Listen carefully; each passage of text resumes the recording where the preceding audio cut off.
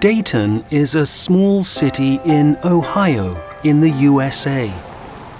It only has a population of around 140,000 people, but it's famous all over the world. Why?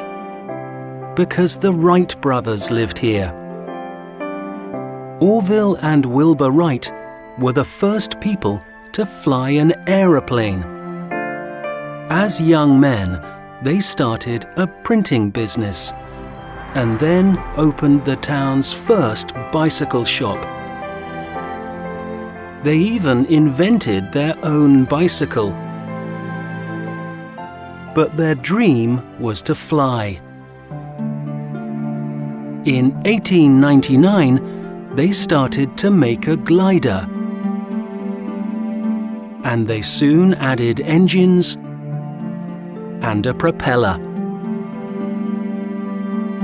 In 1900, they moved to Kitty Hawk in North Carolina. Here they tested different machines, and on the 17th of December 1903, they were successful with the Wright Flyer 1. Today, almost everybody knows the Wright brothers' story. But most people don't know about their sister, Catherine. Catherine Wright was born in the Wright family home on the 19th of August, 1874. She studied at Oberlin College, which was unusual at the time because there weren't a lot of colleges for women. She finished her degree in 1898 and moved back to Dayton. Here she started work as a teacher in the local high school. But after Orville and Wilbur's famous flight, everything changed. Suddenly the brothers were famous all over the world. This was difficult because they were both very shy. But luckily, Catherine wasn't. She was an excellent businesswoman, and she helped to build the Wright Company. She even started to fly with the brothers. She was an important part of the family business and traveled across the United States and Europe with her brothers.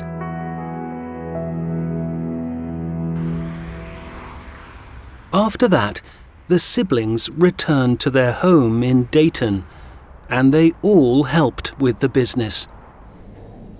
The brothers created their third aeroplane, the Wright Flyer 3, and tested it here at the Huffman Prairie Flying Field. Orville and Wilbur Wright lived in Dayton for the rest of their lives, but life was very different.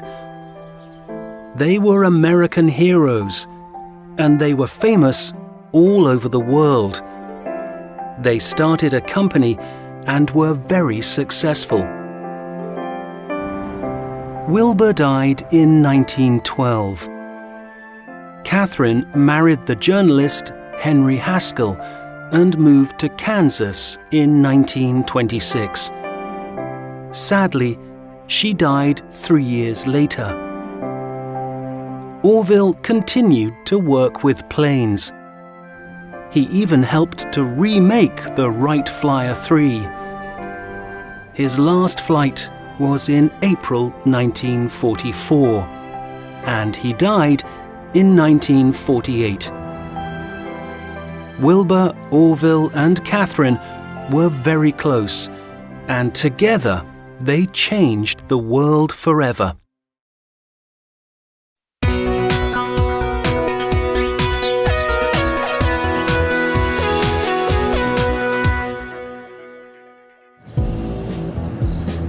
It's April in Paris, France.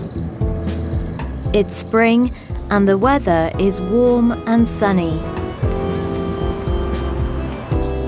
The city is full of visitors from all over the world.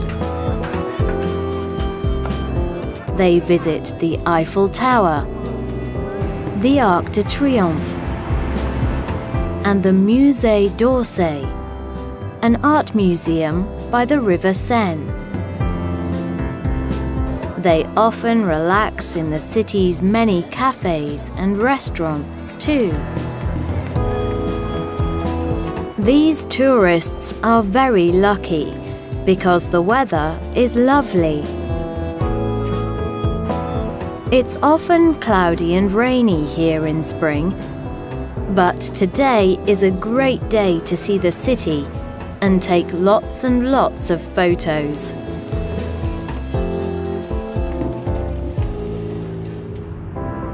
It's January in Auckland, New Zealand. It's the middle of summer and it's 25 degrees Celsius. The weather is hot and very sunny, and there aren't any clouds in the sky. The long school holidays started in December, and the city is very busy. Auckland is next to the ocean, and it has lots of beautiful places.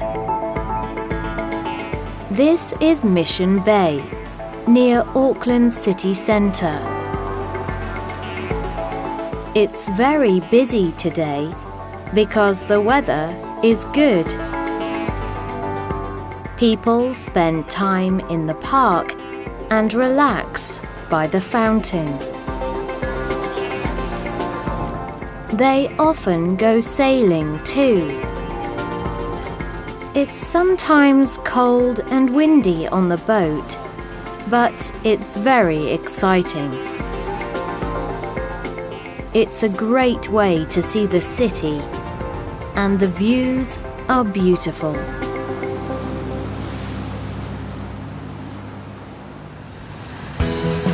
It's autumn in Seattle, on the northwest coast of the USA. The weather is cold and very wet. It rarely snows in Seattle, but it often rains. Tourists don't usually visit Seattle in the winter because the weather is so bad. The traffic is terrible, and there isn't a lot to do when it's rainy. It's winter in Stroud, in the UK.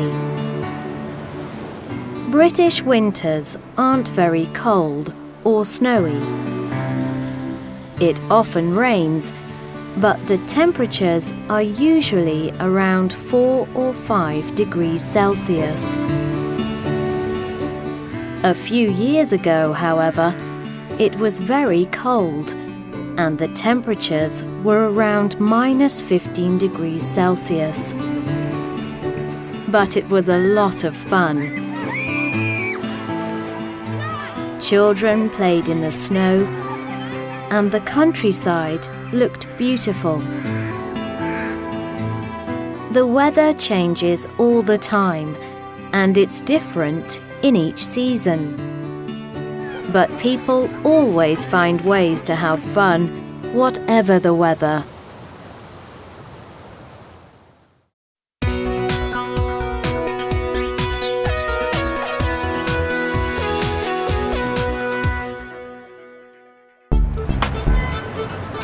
New York is a great city for coffee lovers. There are thousands of cafes in the city. The Frog's Crown is a small cafe in Soho.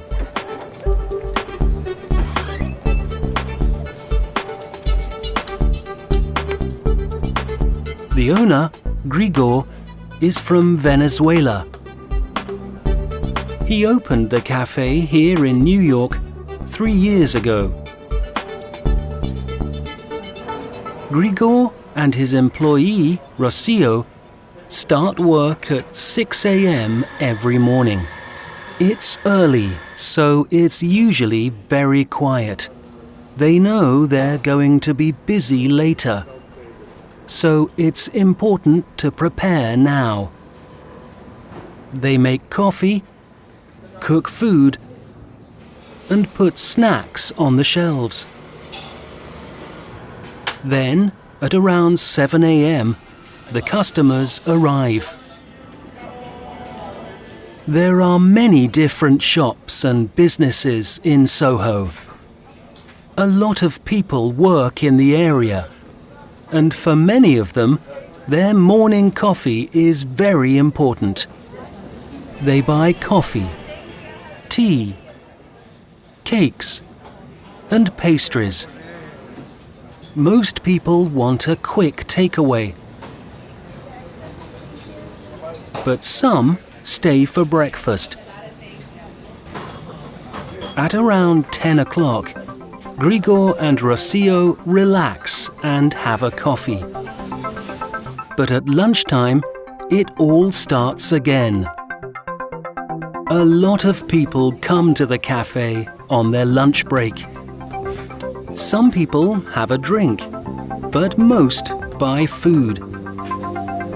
The cafe is famous for its empanadas, a kind of pastry with a meat, vegetable, and cheese filling.